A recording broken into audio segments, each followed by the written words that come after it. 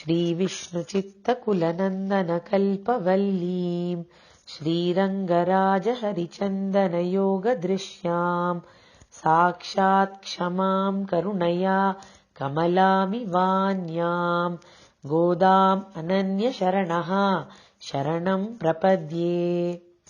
आज धनुर्मास का 5वां दिन है और हम तिरुप्पावई के 5वें पासुरम के अर्थों का अनुसंधान करेंगे।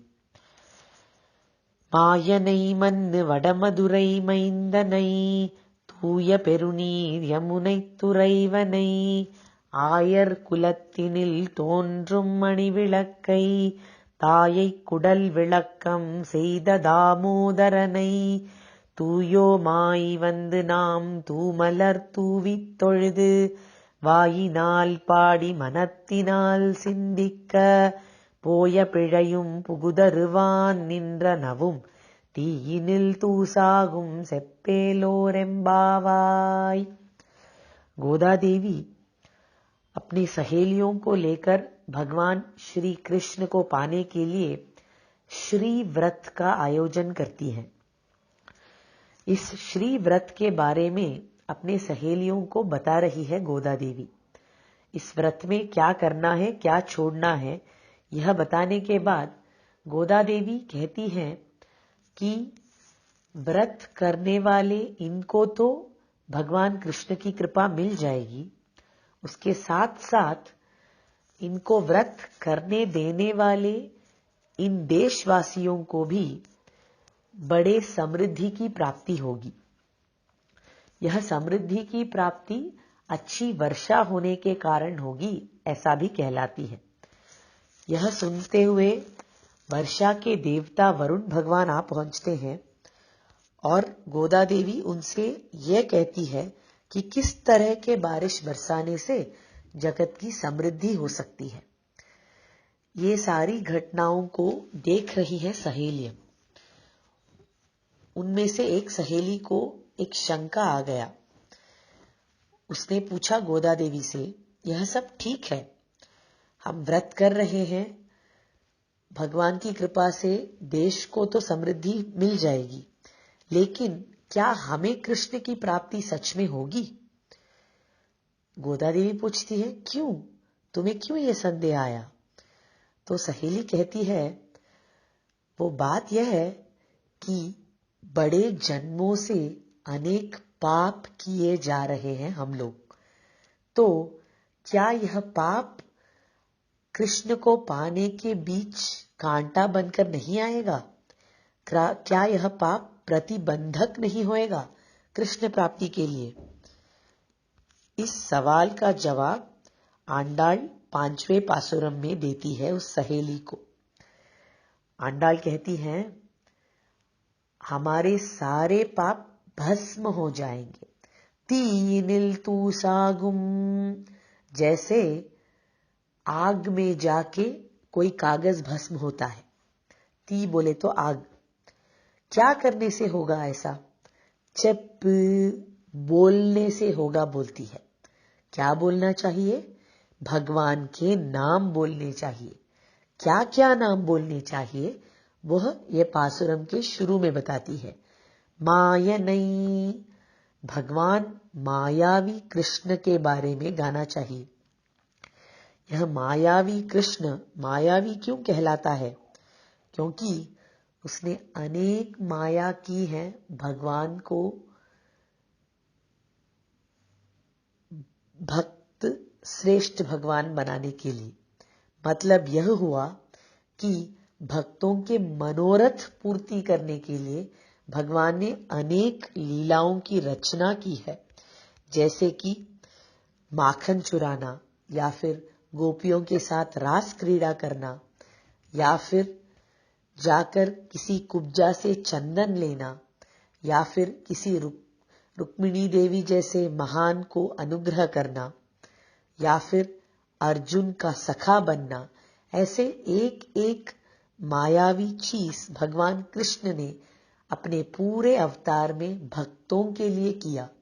वह भगवान बने भक्तों के लिए, भक्तों के आतुरता के पुकार को जवाब देने के लिए भगवान बन बैठे। तो यह रहा उनका मायावीपन, क्योंकि भगवान रहकर वह वैकुंठ में रह सकते थे, लेकिन यहां उतरकर अवतार करके इसलिए आए ताकि भक्तों का कल्याण हो सके। ऐसे मायावी कृष्ण के बारे में गाना है।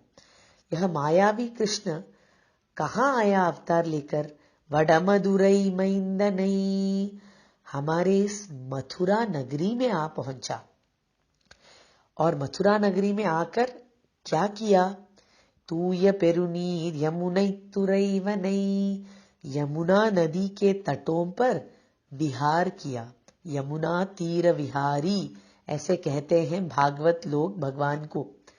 इस यमुना नदी के तट पर अनेक लीलाएं रचाई भगवान ने। उन लीलाओं के बारे में गाते हैं। चलो, ऐसा कहती है।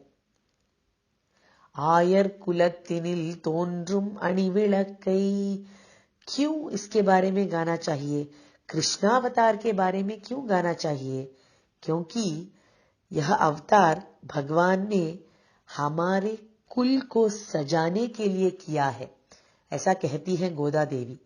अब गोदा देवी अपने आप को एक गोपी समझ रही है, इसलिए गोपियों के कुल यानी कि यादव कुल, जिसे आयर कुलम कहा जाता है तमिल में, उसमें जैसे कि एक रत्न दीप बनकर आ गए हैं कृष्ण। मणिविளக்கை बोले तो रत्न दीप, ऐसा रत्न दीप बनकर हमारे यादव कुल की महिमा को बढ़ाने के लिए पहुंचे हैं कृष्ण। तो उनके इस अवतार के महिमा में हमें गुंथ कर उसके बारे में गाना चाहिए, ऐसा कहती है। इस अवतार में आकर भगवान कृष्ण ने स्त्रियों के लिए बहुत कार्य किया है, ऐसे कहते हैं। किन स्त्रियों के लिए किया? देखा तो माताओं के लिए बहुत काम किया। तायै कुडल विளக்கம் செய்த दामोदरனை, ताई बोले तो माता, माताओं का डर मिटाया भगवान ने। कुडल विளக்கம் बोले तो डर मिटाया। किस माता का क्या डर मिटाया भगवान कृष्ण ने? जब भगवान कृष्ण अवतार करने वाले थे तब मां देवकी कारागृह में थी। उनके 6 बच्चे गुजर चुके थे और 7वां गर्भ गायब ही हो गया था। अब 8वें गर्भ में भगवान कृष्ण थे। वह बड़ी डर में थी कि कंस आकर इस बच्चे को भी मार डालेगा। वह डरी हुई थी कि अशरीरी ने कहा है कि 8वां बच्चा कंस के लिए हानिकारक ठहरेगा। तो कंस तो रुका हुआ है इस बच्चे को मारने के लिए, और कंस को यह भी पता है कि नारायण आने वाला है उसे मारने के लिए। तो ऐसे डरी हुई स्थिति में भगवान का अवतार होता है। देवकी के डरी हुई स्थिति में भगवान ने अवतार कैसे लिया? तम अद्भुतम बालकम अंबुजेक्षणम, अद्भुत बालक बनकर अवतार लिया। कहते हैं जब भगवान कृष्ण ने अवतार लिया तो उनके चतुर्भुज थे, 4 हाथ थे। यह देखकर देवकी देवी और भी डर गई। भगवान नारायण के 4 हाथ हैं और यह बच्चा मैं ही नारायण हूं, इसको दिखाते हुए 4 हाथों लेकर पैदा हुआ है। इसको कंस से कैसे बचाया जाए करके देवकी देवी ने डर के पैदाइशी उस शिशु से प्रार्थना किया कि हे बालक, तुम्हारे इन 2 भुजाओं को जरा छुपा लो, चतुर्भुज बनकर कंस के सामने ना जाना, नहीं तो तुम्हें आपत्ति हो सकती है। इसको भगवान कृष्ण ने सुन लिया और कहते हैं 2 भुजाओं को छुपा लिया, और कंस के संहार तक भगवान कृष्ण सिर्फ 2 ही भुजाओं में लोगों को दिखलाते थे अपने आप को। ऐसे माता देवकी के डर को मिटाया भगवान कृष्ण ने अपने 2 भुजाओं को छिपाकर। यह रहा एक माता के डर को मिटाना। ये उस माता के डर को मिटाया जिन्होंने कृष्ण को जन्म दिया।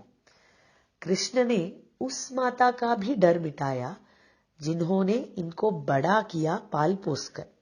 वह थी मां यशोदा।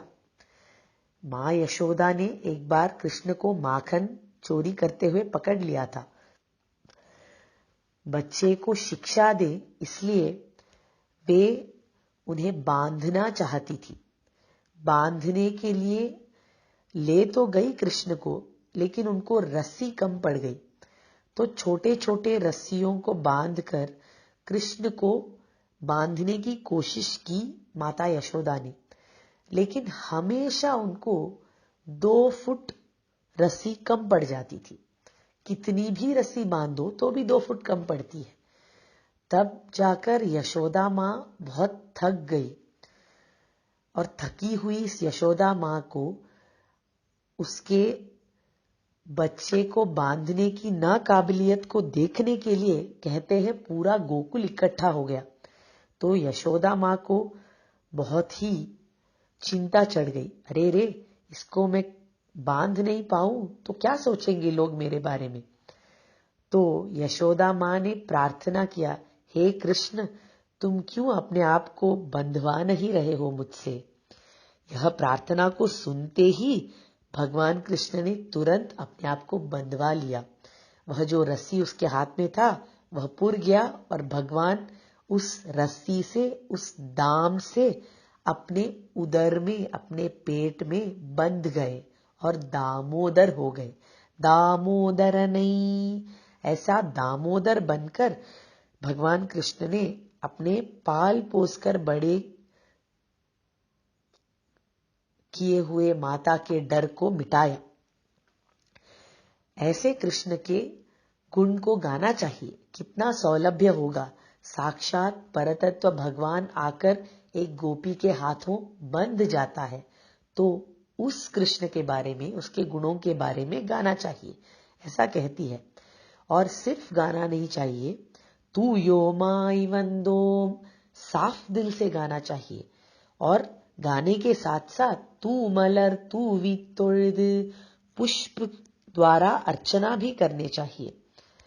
वायिनाल पाड़ी मनत्तिनाल सिंधिक, यह गाना सिर्फ मुंह से नहीं गाना चाहिए। वायिनाल पाड़ी बोले तो मुंह से गाना। सिर्फ मुंह से गाने से थोड़े दिनों में अपने आप को मन में महसूस होने लगता है वह भावना, तो मन से भी वह गाना आ जाता है। मनत्तिनाल सिंधिक बोले तो मन से भी भगवान की उपासना करना। तो इस तरह से भगवान मायावी कृष्ण, दामोदर कृष्ण, यमुना तीर विहारी कृष्ण के नामों का संकीर्तन करके, उनका पुष्पार्चना करके, मन से उपासना करने से क्या होगा। पोय पिഴയും पुगुदरवान निंद्रनवुम, हमारे सारे पाप जो हमने जन्मों से संचित किया है, संचित पाप कहलाते हैं, उसे पोय पिഴை कहती है आंडाल। और जो पाप हम अभी कर रहे हैं और करने वाले हैं, जिनको पुगुदरवान निंद्रनवुम कहती है आंडाल, वे सारे भस्म हो जाएंगे। तीनिल तूसागुम, ऐसे भगवान का नाम संकीर्तन करने से, पुष्पार्चना करने से और मन से उपासना करने से सारे पापों से मुक्ति मिल सकती है। यह सीख हमें तिरुप्पावई के 5वें पासुरम से मिलती है। कवितार्किक सिंहाय कल्याण गुणशालिने श्रीमते वेंकटेशाय वेदांत गुरवे नमः।